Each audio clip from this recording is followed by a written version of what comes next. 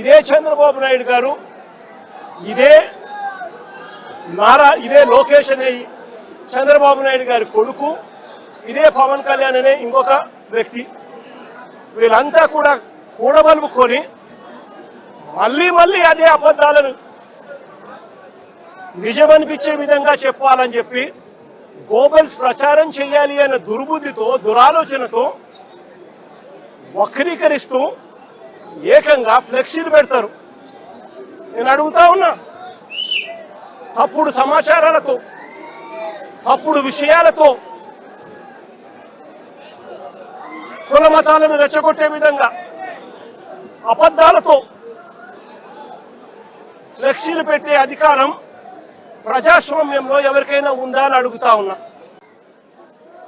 ఇదే మాదిరిగా మేము కూడా ఫ్లెక్సీలు పెడితే మీరు ఒప్పుకుంటారా అని అడుగుతా ఉన్నా ఇదే చంద్రబాబు నాయుడు గారిని. సూపర్ 6, సూపర్ 7 ఎన్నికలప్పుడు మోసం చేశావు, బాండ్లు ఇచ్చావు, సూపర్ 6, సూపర్ 7 అని చెప్పి ఎన్నికలప్పుడు చెప్పావు, ఎన్నికలు అయిపోయాక మోసం చేశావని చెప్పి ఫ్లెక్సీలు పెడితే ఒప్పుకుంటావా చంద్రబాబు అని అడుగుతా ఉన్నా. అబద్ధాలు చెప్తూ, వక్రీకరిస్తూ, అన్యాయాలు చేస్తా ఉన్న ఈ వ్యక్తి మీద ఇలాంటివే ఇంకా ఎన్నైనా చేస్తూ ఫ్లెక్సీలు పెట్టి ఒప్పుకుంటారా అని అడుగుతా ఉన్నాను.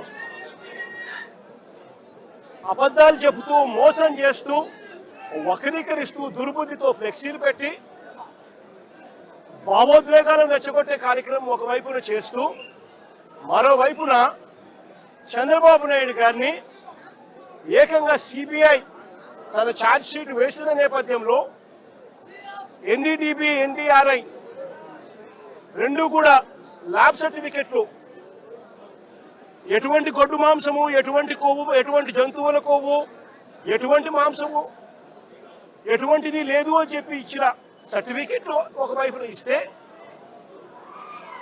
ఇదే పెద్ద మనిషి చంద్రబాబు నాయుడు గారికి క్షమాపణ చెప్పాల్సింది పోయి, చంద్రబాబు నాయుడు గారిని ఎవరైనా ప్రశ్నిస్తే ఎందుకయ్యా ఇంత అబద్ధాలు చెప్పావు, ఎందుకయ్యా ఇలా అన్యాయం చేశావు, ఎందుకయ్యా ఇలా వెంకటేశ్వర స్వామి ప్రసాదాన్ని, ఆ ప్రతిష్టను ఎందుకయ్యా దెబ్బతీశాము అని చంద్రబాబు నాయుడు గారిని ఎవరైనా గట్టిగా నిలదీస్తే, గట్టిగా ప్రశ్నిస్తే ఆయన చేసింది ఏమిటి? అంబటి రాంబాబన్న మీద దాడి.